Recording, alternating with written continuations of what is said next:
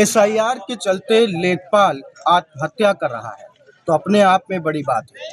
इसी बात को लेकर महमूदाबाद तहसील में पूरा लेखपाल वर्ग जो है वो धरने पर बैठा हुआ है और उनकी कुछ मांगे हैं। हमारे ठीक पीछे ये फ्लैग्स आप देख रहे हैं जिसमें लिखा हुआ है स्वर्गीय साथी सुधीर को आत्महत्या करने के लिए विवश करने के दृष्टिगत प्रशासन के विरोध व मांगों को लेकर दिनांक 28 नवंबर को धरना प्रदर्शन। जो प्रमुख मांगे हैं वो भी लिखी गई हैं कि संजय कुमार सक्सेना पीसीएस अधिकारी श्री शिवराम के विरुद्ध आत्महत्या के लिए उकसाने का मुकदमा दर्ज हो, मृतक की माता को 50 लाख रुपए आर्थिक सहायता मिले, लेखपालों को एसआईआर हेतु अनावश्यक मानसिक व शारीरिक दबाव उत्पीड़न न किया जाए, 1 माह की वेतन के बराबर प्रोत्साहन राशि दी जाए, साथ ही साथ एसआईआर की सीमा बढ़ाई जाए।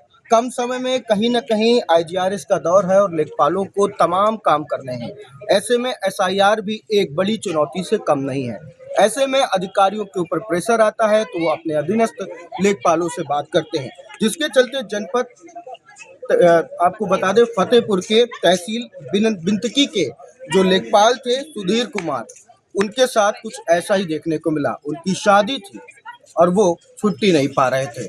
ऐसे में आरोप जो लगे हैं कि उन्हें विवश किया गया अधिकारियों द्वारा काम के लिए, जिसके बाद उन्होंने खुद को कमरे में बंद कर लिया और फांसी के फंदे पर लटक गए, जिसके बाद पूरे आसपास के क्षेत्रों ही नहीं, पूरे उत्तर प्रदेश में नहीं बल्कि जितने भी प्रधान संघ हैं अलग अलग तहसीलों में सब भारी विरोध और आक्रोश में देखे जा रहे हैं। इसी को चलते आइए आपको हम सुनाते हैं कि लेखपाल संघ के अध्यक्ष रमाकांत और महामंत्री पुणेन्द्र प्रकाश ने मामले को लेकर क्या बताया, देखिए खास रिपोर्ट।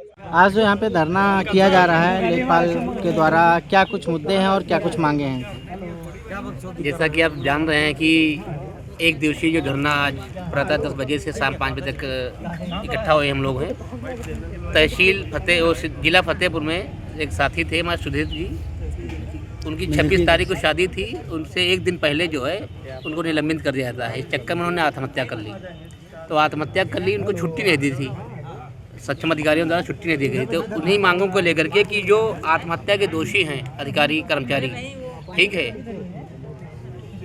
सहायक निर्वाचन अधिकारी और राजस्व निरीक्षक, उनको गिरफ्तार किया जाए, एफआईआर दर्ज की जाए आत्महत्या के उकसाने के लिए। दूसरी मांग हमारी ये है कि मृतक साथी लेखपाल की माता को आर्थिक सहायता राशि 50 लाख रुपए दिया जाए। और तीसरी मांग ये है इसमें कि जो हम लोग लेखपाल साथी एसआईआर जो निर्वाचन कार्य चल रहा है इसमें मानसिक उत्पीड़न और शारीरिक दबाव न किया जाए, इसकी समय सीमा बढ़ाई जाए। इन्हीं सब मांगों को लेकर के जो है हम लोग बैठे हुए हैं। और एक मांग और है कि जो एसआईआर का काम हम लोग कर रहे हैं इसको 1 महीने की अतिरिक्त राशि हम लोगों को दी है, ठीक है। इन सब मांगों को लेकर के हम लोग बैठे हुए हैं। ये हड़ताल है, क्रमबद्ध हड़ताल है, और जब तक कि संबंधित दोषी अधिकारियों के ऊपर एफआईआर दर्ज नहीं होगी आत्महत्या को उकसाने के लिए, तब तक ये धरना जो है अनवरत चलता रहेगा। जैसा कि हमारे मंत्री जी ने अभी आपको अवगत कराया कि एक दिवसीय धरना प्रदर्शन जो आज हम सभी तहसील प्रांगण में कर रहे हैं। जैसे इस वर्तमान समय एसआईआर कार्य जो चल रहा है इसमें वे लोग साथी हैं जो हमारे,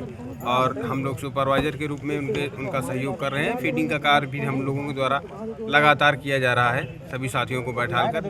ऐसी स्थितियों में जब अनावश्यक दबाव बनाया जाता है साथियों के ऊपर तो कहीं ना कहीं से पीड़ा हम लोगों के बीच में उभर के आती है। इसी पीड़ा का शिकार हमारे साथी सुधीर जी जो फतेहपुर में जो कार्यरत थे, तो इसी दबाव का शिकार बने।